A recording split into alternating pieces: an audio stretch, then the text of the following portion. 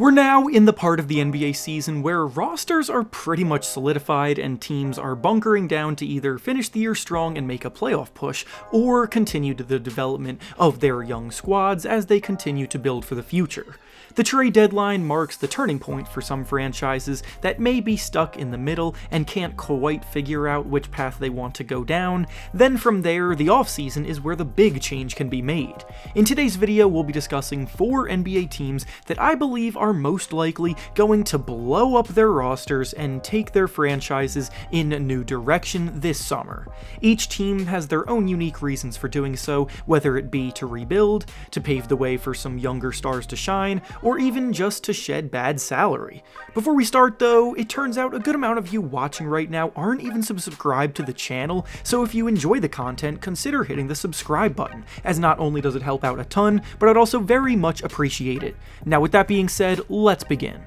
The first team we'll be discussing that is about to blow things up this summer and take their team in a new direction is the Toronto Raptors. The Raptors have been one of the Eastern Conference's most successful teams of the last decade, but that run appears to be approaching its end, as they are in just 9th place in the conference standings at the moment and don't really appear built to make any kind of noise outside of the play-in tournament. All season long, reports have leaked from Raptors insiders saying that quite a few players on the team are unhappy in their current roles on the team and would prefer to be moved. Some nights you can visibly see which guys those reports may be talking about based on their body language out on the floor, and because of that, most NBA analysts expected the Raptors to be one of the most active teams at the trade deadline this year. That, however, is not what went down, as they basically kept their entire roster intact, basically saying that they wanted to try to make one last playoff push together, but that might cost them in the long run.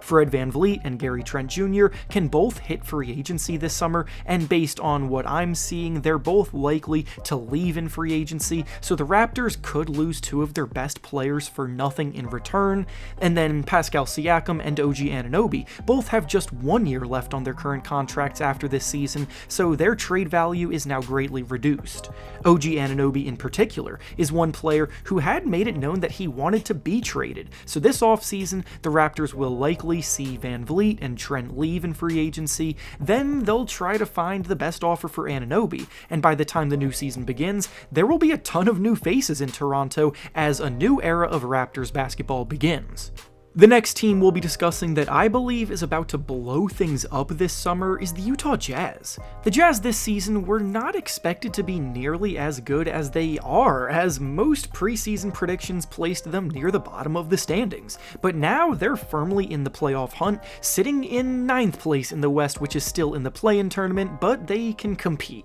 When the team traded away both Donovan Mitchell and Rudy Gobert last summer, most assumed that the blow-up already went down and they would begin to tank, and while that hasn't happened yet, the Jazz have done everything to indicate that they still have their long-term success in mind. When the trade deadline approached this season, they let it be known to other GMs that the only players they weren't looking to move were Lauri Markkanen, Walker Kessler, and Ochai Agbaji, which makes perfect sense because they're the 3 young players that are on their timeline to lead them into the future. They traded away veteran Mike Conley and shooter Malik Beasley, Jordan Clarkson, Talon Horton-Tucker, and Rudy Gobert are free agents this summer, and Kelly Olynyk's contract is non-guaranteed for next year. With all of the draft picks and assets that the Jazz have acquired from the trades that they made in the last year, they're incredibly well prepared to shift into a rebuild, and the roster next season is probably going to look drastically different. They could save their draft picks and develop a younger group, they could package them together to make a big name trade, or anything in between, so the world is really their oyster in this regard. The next team we'll be discussing today that is about to look way different next year is the Los Angeles Lakers. Next season very well may be LeBron's last season as a Laker, and as is usually the case, they're going to try to build a team to suit him and Anthony Davis to give him one final opportunity to win a ring. These last few seasons have been pretty disappointing as they've fallen well short of those goals and are currently in 11th place in the West, but the Lakers are going to set up to make some big moves this summer. In terms of who is even coming back, LeBron and Anthony Davis are really the only 2 players fully locked locked in, as players like D'Angelo Russell, Rui Hachimura, Dennis Schroeder, and Austin Reeves are hitting free agency. Malik Beasley has a team option for next year that the Lakers will likely not pick up, and Mo Bamba and Jared Vanderbilt's contracts are not fully guaranteed, though Vanderbilt will likely be back for sure. They'll have money to spend in free agency to fill out their roster with pieces that can maximize their ability to win, but who knows what that will lead to. They've had similar opportunities each of the past 2 off seasons and haven't been able to get themselves back to the top. Depending on how this season finishes, the route they go could vary. If they pull off a turnaround and actually make some noise in the playoffs and fully get healthy to do so, then maybe they convince players like D'Angelo Russell and Rui Hachimura to return. If they flame out and fall short, then maybe they shoot for the stars and try to convince Kyrie Irving to leave Dallas to reunite with LeBron for one final ride. They have the money to spend in free agency, but they don't really have many assets to trade, so they will only have players available to add on the free agent market to choose from, but there are quite a few high-impact players available, so we'll have to wait and see how that plays out. And finally, the last team we'll be discussing today that is about to blow it up this summer is the Brooklyn Nets. The Nets pretty much did blow it up already at the trade deadline this year, but they now have a team full of players that would be good third or fourth options without any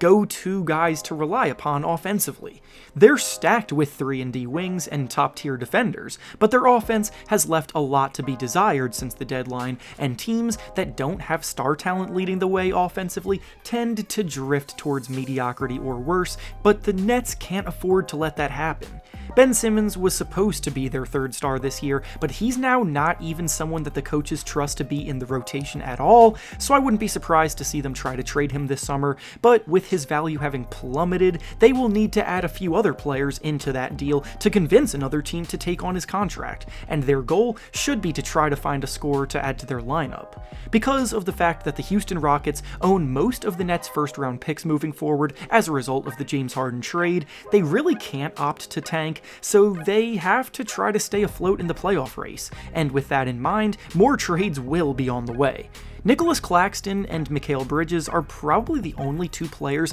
they will want to hold on to no matter what and keep out of any trade talks, but the rest of the team can be had for the right price.